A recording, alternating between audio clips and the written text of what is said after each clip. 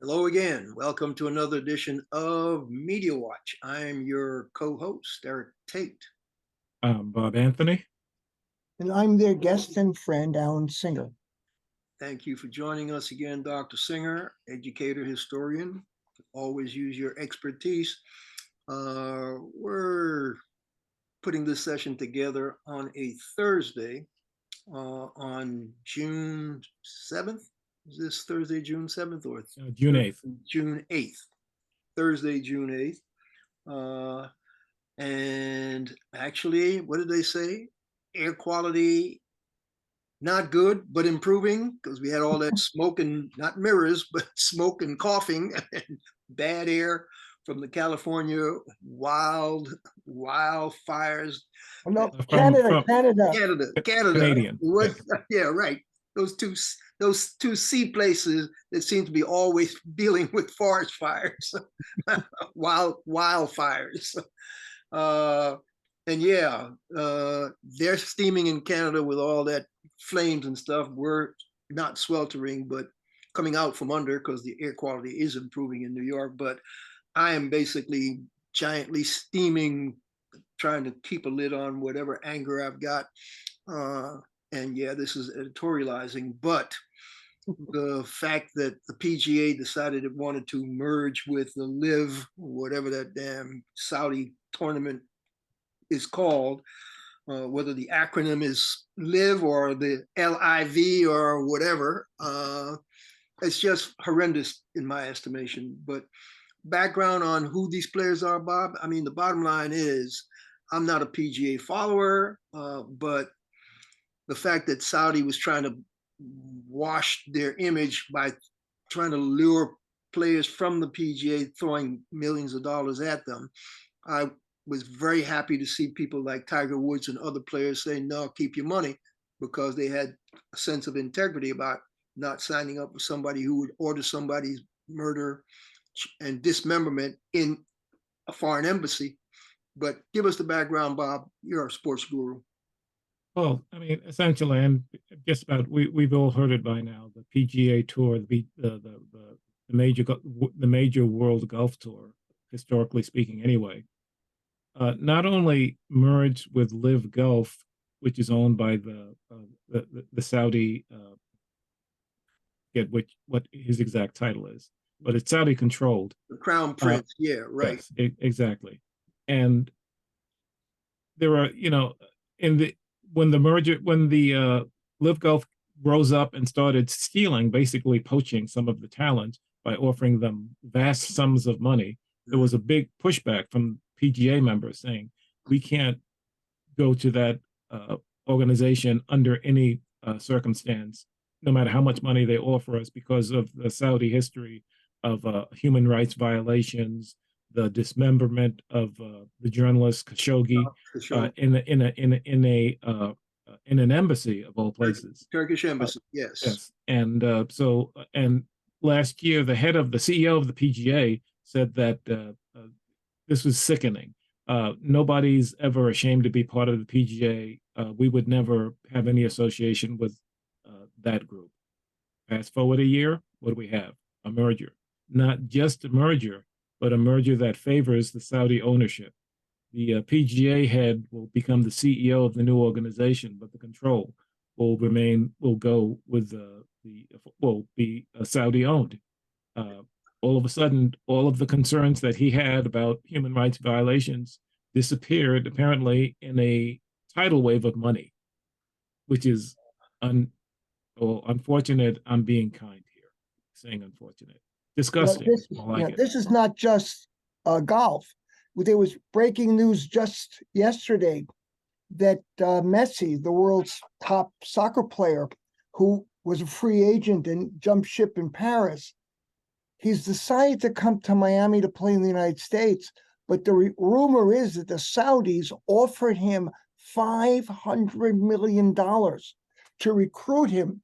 Now, they don't have a population there. They don't have fans. They don't have players. This is all about buying international recognition for a corrupt regime that denies women fundamental rights and assassinates people they disagree with.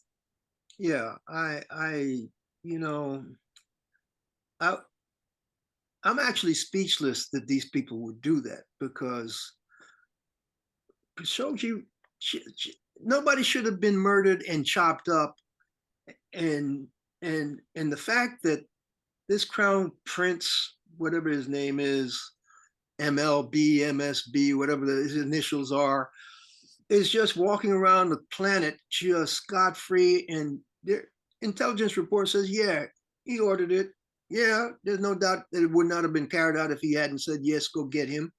And I know one thing, the 9/11 families basically put out a statement immediately saying the PGA has now become stool and flack, or paraphrasing their statement, but they were just as upset about this. I saw a PBS news report, one of their, right after this announcement, and they got a senior writer from the Athletic, the spin-off or umbrellaed sports organ for the New York Times, and they had an intense conversation. And she said, "Well, what the anchor for PBS, her name slips me right now, but she said, what does this have to say about the state of the PGA and the sport of golf?" And he said, the athletic writer said, look, bottom line, paraphrasing him, is morality lost out the money. That's that was the paraphrase, and there's a perfect shortcut to say these people just went for the money. They could care less about the morality. And was that Amnon Nawaz? yes, Amnon Nawaz was doing the interview with the gentleman from the Athletic. Eric, just a little background, because you mentioned that the 9/11 families were outraged. Mm-hmm. And one of the reasons the 9/11 families are involved is, I believe, 19 out of the 20 terrorists who attacked the American targets in 2001 Yes. were Saudis. Yes. Osama bin Laden was a Saudi, and there's never been any accounting for what's going on. In Afghanistan today, the most severe religious fanatics are all financed by the Saudis. Yes, I know. We've done stories on that connection on Media Watch over the years, and I'm happy you brought that back in, because I can't be shortcutting the significance of why the 9/11 families would come out with that statement. But over the years, we've covered that connection, that terrorist stuff, their funding, those schools that they funding all across the Middle East are basically nurturing ground for fanatical beliefs that repress women's rights, bad human rights record. The Saudis are horrendous allies. Let's put it that way. That's an editorial statement, but the United States of America should do its best to just go fossil free, get on green energy, so we can cut ties with all these abhorrent, quote, allies that have abysmal human rights records. But integrity is the key word. Messi seemed to have more integrity than the PGA, even though I don't want to paint the players in the PGA with a broad brush, because in that interview in PBS, the athletic guy said those players were as dumbfounded as you and I are, Amna. They had no clue this major, and this surprised me. He said they called itself a player-run organization. Those players had no idea what that organization was doing when that merger was announced. And so it's going to be interesting to see how the individual players react to that. And they were caught by surprise. I mean, historically speaking, when the ABA merged with the NBA, there was pushback from the players. When the NFL wanted to merge with the American Football League, there was pushback from the players. Lack of competition. But in this case, they didn't know. It just happened. No clue. They had no clue. Just unbelievable. But getting back to the third on integrity per se and doing the right thing, our U.S. Supreme Court, current Supreme Court, just came in my inbox. just actually ruled that the state of Alabama, in one of its congressional districts, had violated the rights of Black voters with their gerrymandering voter registration, voter lines. So, Alan, historically speaking, you know this gerrymandering thing. What was the vote? Was it a unanimous thing that the Supreme Court? Well, this is the thing. In Alabama, 27% of the registered voters are African American, and that's despite all efforts at voter suppression. Now, under the 2020 redistricting, somehow Alabama managed to squeeze all the African Americans into one district and then take the rest and divide them up, so that, well, Alabama has 7 congressional districts, only one had enough African Americans in it that they could elect an African American to Congress. Now, this was clearly done along racial lines. And so the Supreme Court, under the 1965 Voting Rights Act, is ultimately supposed to decide whether this was illegal racial discrimination. By a 5-4 vote, the Supreme Court said, yes, this was illegal racial segregation. Somehow, 4 of the judges apparently are race blind, and they couldn't tell that these lines were drawn that way. And again, it's a real statement about the United States Supreme Court that 4 judges. Now, I understand Apple has just come out with these new virtual glasses that will help you to see the world in reality. Right. And maybe we should send them to the Supreme Court. No, what you have is willful blindness, Alan. Willful blindness. Remember that phrase, willful blindness. That's why 4 of them could actually try to uphold that gerrymandered district. But surprise, surprise, in a 5-4 split decision, there's some, quote, integrity still residing in the United States Supreme Court. Maybe. But I mean, if you saw the map, it's so easy to see it.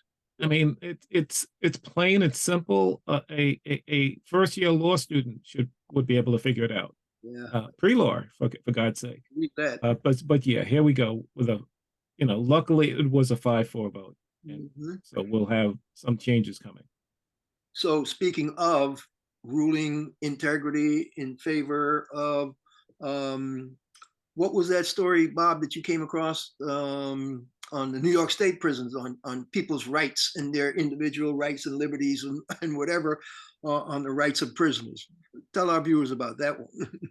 Yeah, well, apparently with very little notice, with zero, well, no fanfare, of course, the New York State Department of Corrections decided that, and this was a policy that just went into effect. They decided that prisoners who want to do any kind of writing, journalism, books, creative art, anything like that, had to be approved by their local superintendent. In other words, they didn't have the freedom to express themselves. You know, one of those things that are mentioned in a document called the U.S. Constitution. And I should give credit where credit is due. It's a newsletter called New York Focus, which is apparently a nonprofit that a nonprofit independent newsroom investigating power in the Empire State. One day after they wrote this story about how they were limiting blocking incarcerated journalists from publishing their work, one day afterwards, they rescinded it. They rescinded the order. Power of the press sometimes works. Yes, this is good journalism done by a very small outfit, which, like I said, is a nonprofit. nysfocus.com. It's the lead story at the moment. Something I don't understand. It's very good journalism. Well, maybe you know. They also had prohibited incarcerated people from getting paid for their creative work. I thought prisoners were allowed to make money. That's what they did in prison. They worked. Yeah, when they work for the state, making license plates and doing crazy stuff like that, they get below minimum wage, but they get paid. Why would they stop them from earning money? I don't understand that. Is that still in effect? They can't earn money from their journalism? That was part of the policy which got rescinded. Oh, okay. That was in there. Yes, as Alan that just mentioned, Yeah. they Because many couldn't of them get owe paid. money as a result of their crimes because they've been sued and they have to pay retribution. Restitution. Yeah. So why would you Any stop them money from they would turning in? earn would go to the people who they victimized. It Right, doesn't make sense. right. It would. You're right. It would go to restitution if they owed any. Correct. So I'm glad that got rescinded as well. Yes. So kudos to New York focus. Fingers crossed. New York State focus. Yeah. Yeah. What else on similar veins did we want to talk about regarding Oh, people? CNN, maybe they're going to bring back Don Lemon. Media, speaking of media, because those were prison journalists whose rights were being curtailed. But the big, real blockbuster story in media was the former, well, I don't know when his resignation is effective, but Chris Licht, Licht, guy who came in with giant fanfare after they dropped a hammer on Jeff Zucker, right? Former CEO of CNN. Licht was trying to alert CNN from wherever they thought it was, too far to the left, to whatever, to hard center right, if not right, to try to compete with Fox fake news. He thought that was his mandate. And so he fired a bunch of people he thought was too left. Am I correct? Yeah, that's how he was the guy who let go of Don Lemon and a few other people. Shut down their documentary unit, I And believe. yeah, Yeah, was Brian Stelter correct? Was one of Stelter was one of their media critics. I think he may have let him go because he thought his critique was too far left of center or whatever. Anyway, Chris is now out. Yes. Yes, and I don't believe it was a resignation. I think he was. No, I don't believe it was either. There's an interim caretaker. I believe that's Amy Entelis, who I actually know from my days at ABC because she was there when I was there briefly. I mean, we crossed paths. So I believe she's going to be the caretaker at CNN till they settle on maybe making her permanent or bringing in a new person to run the ship. But Licht was responsible for the outrageous Donald Trump town hall in I think it was New Hampshire. Yeah, New Hampshire. Basically, Licht gave Donald Trump an hour and a half of free TV time to make stupid and outrageous claims. Interesting. About everything. And we dissected that. And the interesting thing about that was the concept was correct. I don't fault him for the concept. What I fault him for and all his people was letting nothing but hard right MAGA people in that town hall audience.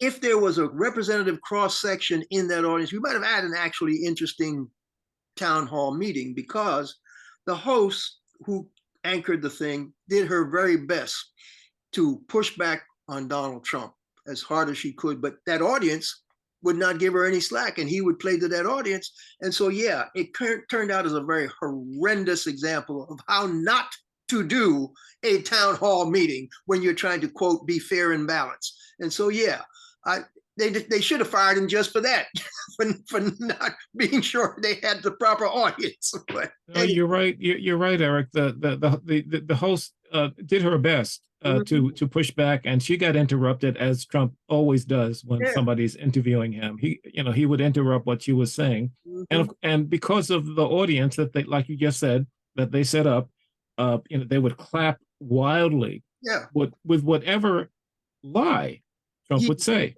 Yeah, crazy. I mean, in concept, not bad. Execution, terrible. Should have gotten fired just for bad execution and all the other crazy stuff you did while you were there. Actually, destroying a not that bad media news organization just because you had some problems with thinking they were too politically in the wrong direction. Oh, but anyway, there was another media story similar to Licht being fired, or were we going to segue to the Trump news? The report card. Yeah, well, that's kind of media, right? Because my inbox hit me before we came to tape that he had been notified, his people, legal people were notified that the T-Rump guy is actually a target of the DC grand jury investigating the classified documents brouhaha.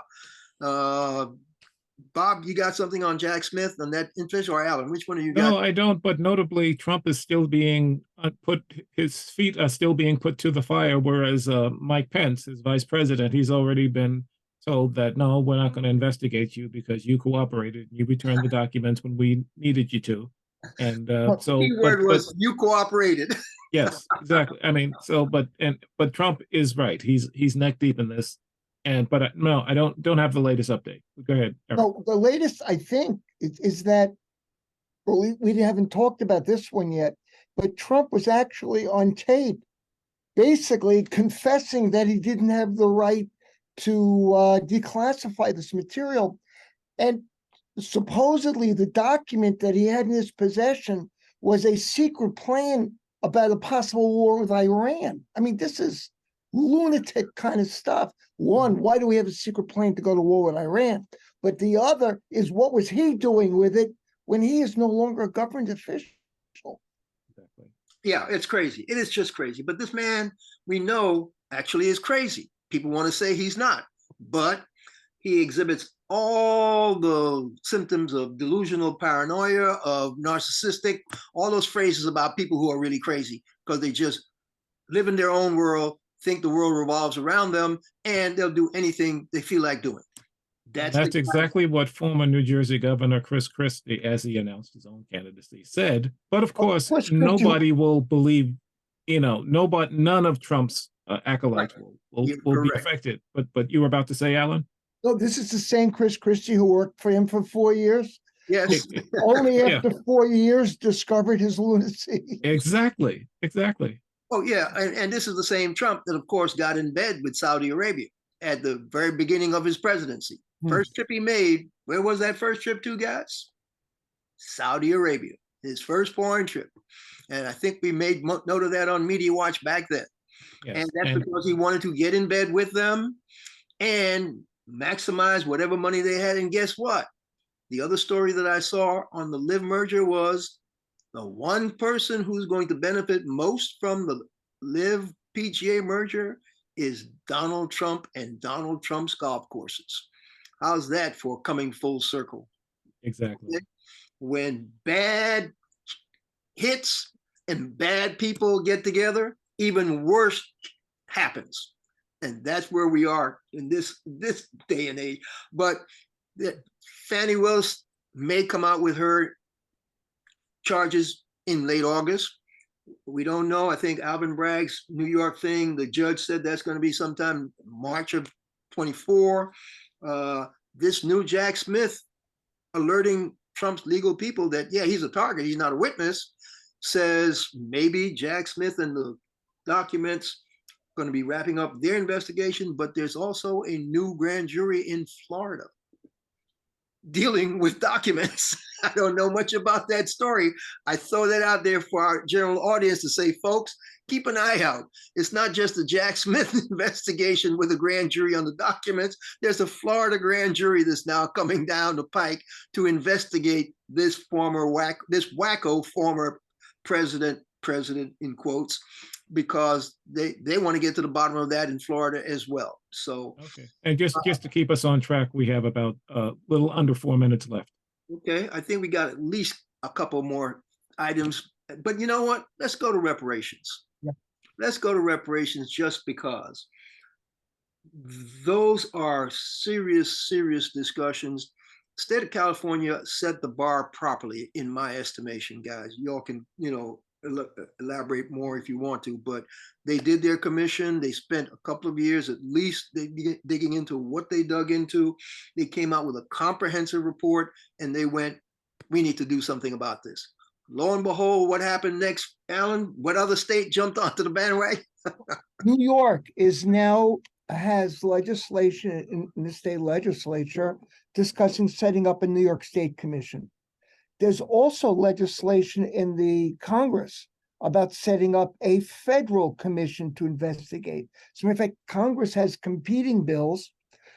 Cori Bush, a congressional representative, I'm not sure where Cori Bush is from. Missouri, I believe. Missouri. She has called for already just trillions of dollars in reparations. But the legislation introduced by Senator Booker of New Jersey and Representative Jackson Lee of Texas, that's the one that's calling for a commission. It looks like if we have a function in Congress, that commission will be set up. But again, New York State, it also looks like a commission will be set up. So the reparations ball is inexorably moving down the court. And I'm going to use the word inexorably because we actually have elected officials in the federal government who are going to keep pushing that ball, as opposed to, you know what? Let's give credit where credit's due. I believe Ron Dellums 20 years ago had gone down the road and say, this country needs to set up a reparations commission. I'm pulling that out of my brain cells from way back when, but memory says, and I'm going to look that up and we'll follow up on this when we pick up reparations the next time, but Ron Dellums in the House of Representatives 20 plus years ago, maybe even longer, said reparations are overdue and we need to set up a commission to look into it. It didn't go anywhere, I don't think, but memory says this is not a new demand from congressional representatives that understand the history of this situation. So I'm glad to see that the next generation, because Cori Bush could be Ron Dellums' granddaughter. Well, what you're saying is that Juneteenth is not enough. Right. Juneteenth is a symbolic day on the calendar, okay? But that symbolic day actually stands for millions of owed free labor and millions of other reparative, is that the key word, the right word? Reparative justice that's owed to the people on whose bodies and labor and brains this entire actual Western economy was built, because the slave trade was the building block of the Western economy we know today. And we're, Alan, you can correct me if I'm wrong. we're just about done. Are we out of time? Just about, yes. Okay. This has been Media Watch, folks. I'm your co-host, Eric Tait. I'm Bob Anthony. Catch up to us on YouTube at Media Watch EVT. And I'm the guest and friend, Alan Singer. Thank you for having me again. Thanks for joining us, Alan. And you folks out there, thank you too. Be well, stay safe, and wear your mask, whether you're in